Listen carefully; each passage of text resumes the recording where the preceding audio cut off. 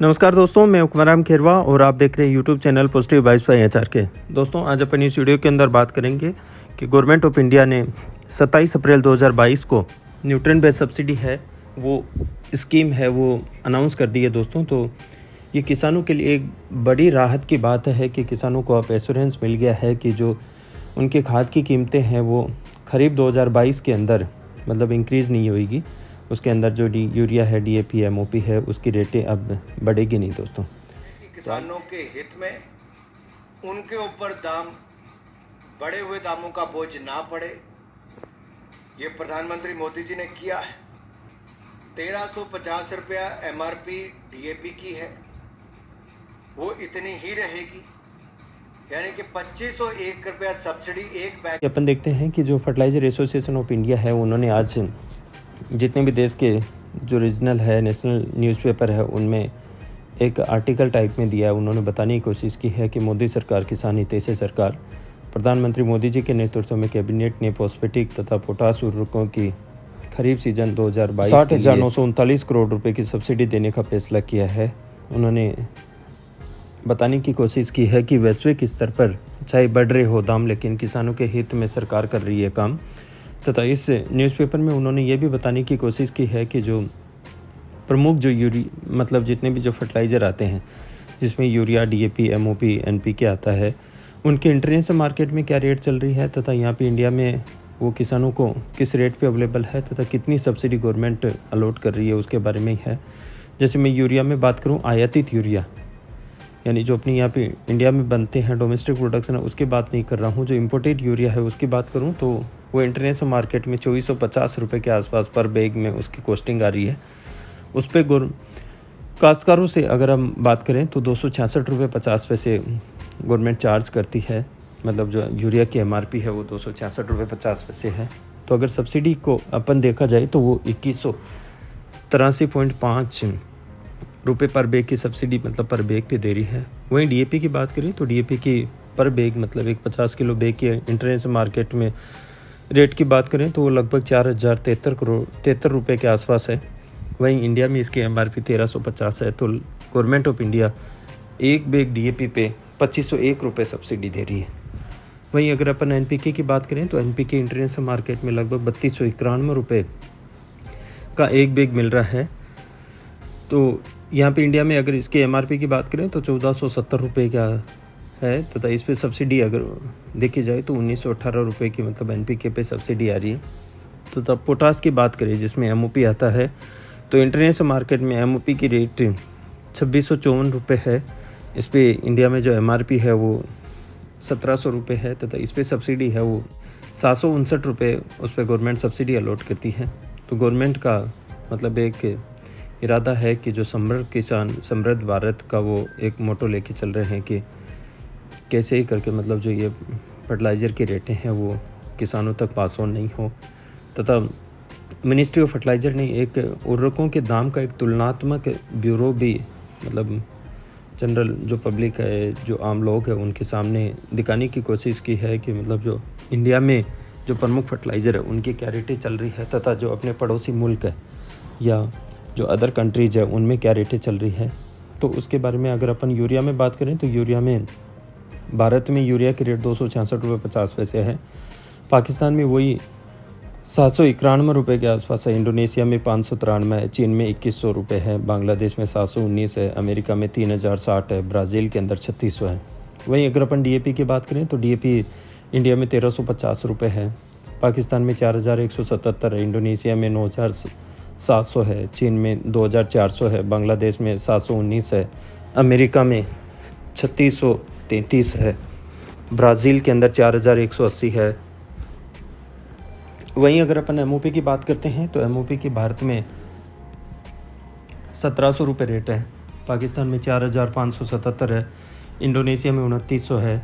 चीन में 2987 है। बांग्लादेश में 673 है। अमेरिका के अंदर 3060 है। ब्राज़ील के अंदर 3825 है। अब दोस्तों, अपन पहले ये समझते हैं कि जो न्यूट्रिएंट बेस्ड सब्सिडी है ये है क्या, यानी जो एनबीएस है किसको बोलते हैं। तो what is nutrient based subsidy? Nutrient based subsidy scheme allow the manufacturers, marketers and importers to fix the MRP of the phosphatic and potassic fertilizer at the reasonable level। जी हाँ दोस्तों, जो ये पोषक तत्व आधारित सब्सिडी योजना है वह निर्माताओं, विपणकों तथा आयातकों को फॉस्फेटिक तथा पोटासिक पीएन के उर्वरकों की एमआरपी को निश्चित स्तर पर तय करने की अनुमति देती है। अब दोस्तों अपन इस स्कीम के बारे में भी जानते हैं कि about the nutrient based subsidy scheme, कि ये न्यूट्रिएंट बेस्ड सब्सिडी स्कीम में ये कब आई थी, किसके द्वारा इम्प्लीमेंट की जाती है, कौन कौन से मतलब जो ये न्यूट्रिएंट्स है उन पे ये एनबीएस अपने को मिलता है। तो सबसे पहले अपन देखते हैं कि the nutrient based subsidy scheme was initiated in the year 2010 and being implemented by the department of fertiliser. यानी जो न्यूट्रिएंट बेस्ड सब्सिडी स्कीम है दोस्तों वो 2010 के अंदर आई थी तथा ये डिपार्टमेंट ऑफ फर्टिलाइजर के द्वारा इम्प्लीमेंट की जाती है।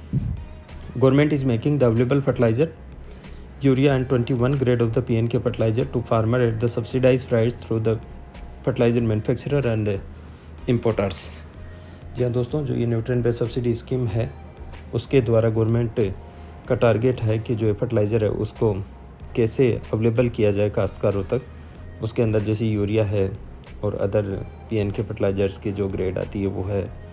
Under the scheme the fix amount of the subsidy decided on the annual basis and provided to the each grade of the subsidise phosphatic and potassic fertiliser except for urea based on the nutrient content present in it.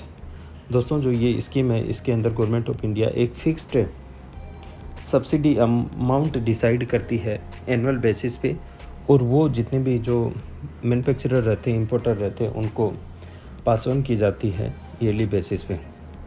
It's largely for the primary nutrients. जो nutrient based subsidy scheme है दोस्तों ये mainly मतलब जो primary nutrients आते हैं, जो primary nutrients के अंदर जैसे अपन जानते हैं कि जो एनपीके आता है जिसमें नाइट्रोजन, फॉस्फोरस तथा पोटास आता है, तथा सेकेंडरी न्यूट्रिएंट्स है लाइक सल्फर तथा micronutrients which are very important for crop growth and development.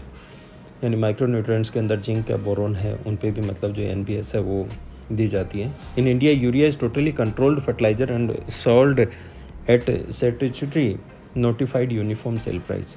जी हाँ दोस्तों, भारत में जो यूरिया है वो टोटली कंट्रोल्ड कमोडिटी है, वो सरकार के द्वारा सेल की जाती है।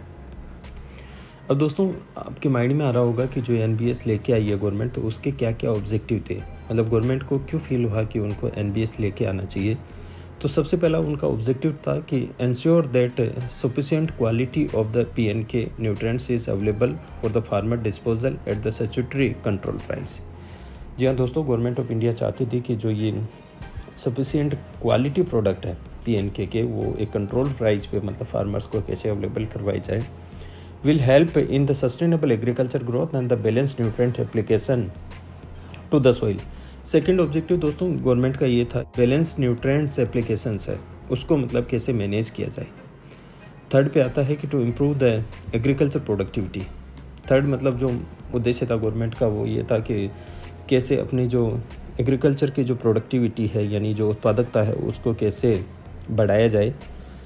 नंबर फोर्थ पे उनका टारगेट था कि to promote the growth of the indigenous fertiliser industry. मतलब जितनी भी जो घरेलू जो खाद निर्माता कंपनियां हैं उनको कैसे प्रमोट किया जाए, और to reduce the burden of the subsidy. उसके बाद में उनका एक उद्देश्य ये भी था कि जो सब्सिडी का बर्डन है उसको कैसे कम किया जाए। उसके बाद में दोस्तों अगर इसके फीचर्स की बात करें कि जो न्यूट्रिएंट बेस्ड सब्सिडी स्कीम है इसके क्या क्या फीचर्स है। Under NBS the fertilizer provided to the farmer at the subsidize rate based on the nutrients NPKS content in this fertilizer. दोस्तों इस स्कीम के अंदर ये है कि जो फर्टिलाइज़र है वो फार्मर्स को कैसे सब्सिडाइज रेट पे अवेलेबल करवाया जाए। A fix amount of the subsidy decided on the annual basis to provided to each grade of the subsidized PNK fertilizer except for urea based on the nutrients content present in it। दोस्तों जो ये scheme है उसमें मतलब एक government of India annually अपने budget के अंदर एक फिक्स अमाउंट सब्सिडी की डिसाइड करती है। वही मतलब जितने भी मैन्युफैक्चरर रहते हैं, जो इम्पोर्टर रहते हैं, उनको पास ऑन की जाती है और वो मतलब पूरे साल भर काश्तकारों को उसी रेट के अंदर जो फर्टिलाइज़र है वो अवेलेबल करवाते हैं। In India, urea is totally controlled fertilizer and installed at a statutory notified uniform sale price. जी हाँ दोस्तों, जो भारत में जो यूरिया है वो टोटली गवर्नमेंट द्वारा कंट्रोल्ड है तथा ये एक नोटिफाइड यूनिफॉर्म जो प्राइस है उस पर ही सेल होता है दोस्तों। The scheme allows the manufacturer, importer and the marketers to fix the MRP of the PN K fertilizer at the reasonable level.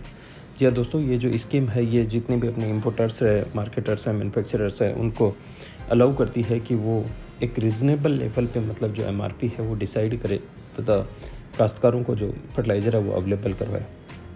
अब दोस्तों अपन बात करेंगे कि जो फर्टिलाइज़र सब्सिडी बजट है वो मतलब पिछले 3 साल का अपन तुलना करेंगे कि पिछले 3 साल में मतलब अगर मैं पिछले 3 साल की बात करूं तो 2020-21 को मैंने लिया है और 21-22 का बजट, 21-22 का एक्चुअल तथा 22-23 का बजट क्या है फर्टिलाइज़र सब्सिडी का, वो मैंने लेने की कोशिश की है। तो फर्टिलाइज़र जो सब्सिडी है मेनली मतलब 2 भागों में बटी हुई रहती है दोस्तों। एक आता है यूरिया सब्सिडी और दूसरा आता है NBS यानी जो न्यूट्रिएंट बेस्ड सब्सिडी आती है वो। अब मैं 2020-21 के एक्चुअल की बात करूं तो उसमें यूरिया सब्सिडी की बात करूं तो यूरिया सब्सिडी में मतलब पेमेंट ऑफ इंडिजीनियस यूरिया के लिए गवर्नमेंट ने 68,807 करोड़ रुपये अलॉट किए थे। पेमेंट फॉर इम्पोर्टेड यूरिया के लिए 25,050 करोड़ रुपये खर्च की वो अलॉट किए थे, एक्चुअल हुए थे। और DBT इन फर्टिलाइज़र सब्सिडी के अंदर लगभग 10 करोड़ रुपए खर्च हुए थे। रिकवरी के अंदर इनको 3,317 करोड़ रुपए रिकवर हुए थे। तो नेट अगर बर्डन की बात करें तो वो 90,550 करोड़ रुपए के लगभग है इनको फर्टिलाइज़र सब्सिडी में यूरिया सब्सिडी पे खर्च हुआ था। और वहीं अगर 2020-21 में NBS की बात करूँ, न्यूट्रिएंट बेस्ड सब्सिडी की, तो उनको इंडिजीनियस PN के फर्टिलाइज़र पे 22,288 करोड़ रुपए खर्च हुए थे। इंपोर्टेड PN के फर्टिलाइज़र पे 15,015 करोड़ रुपए तथा सिटी कंपोस्ट पे लगभग 68 करोड़ रुपए खर्च हुए थे। टोटल मिला के NBS में 37,372 करोड़ रुपए खर्च हुए थे तथा टोटल जो सब्सिडी है 2020-21 के अंदर वो 1,27,921 करोड़ रुपए खर्च हुए थे गवर्नमेंट के। अगर 20-21 की यानी 20-21 जो लास्ट फाइनेंशियल ईयर था उसके मैं बजट की बात करूं तो गवर्नमेंट ने जो यूरिया सब्सिडी में है उसमें लगभग 58,767 करोड़ रुपए के लगभग का अलोकेशन लिया था यूरिया में तथा NBS में 20,762 करोड़ रुपए का। यानी मैं टोटल बजटिंग की बात करूं लास्ट ईयर की तो गवर्नमेंट ने लगभग 79,529 करोड़ रुपए के आसपास की बजटिंग की थी। उसके अगेंस्ट में जो खर्चा हुआ था उसके अगर अपन बात करें तो जो यूरिया सब्सिडी में गवर्नमेंट को खर्च हुआ था वो लगभग 75,930 करोड़ रुपए खर्च हुआ था तथा NBS में लगभग 64,192 करोड़ रुपए खर्च हुआ था। अगर अपन दोनों को टोटल देखें तो गवर्नमेंट को लगभग 1,40,122 करोड़ रुपए खर्च हुए थे।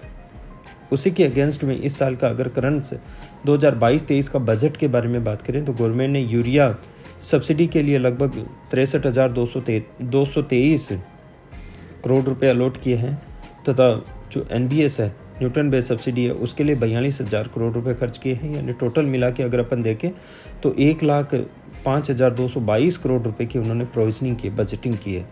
लेकिन अभी गवर्नमेंट ने रिसेंटली यानी 27 अप्रैल 2022 को government of India have revise the PN K fertiliser subsidy from 42,000 crore to 60,939 crore rupees for current kharif season 2022।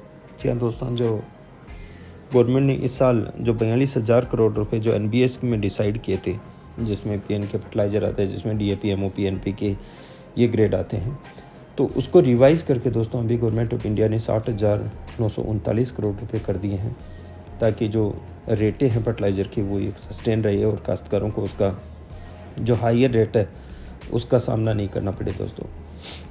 अब अपन देखते हैं दोस्तों कि जो ये NBS रेट है वो 2010 से 2022-23 तक कितनी चेंज हुई है।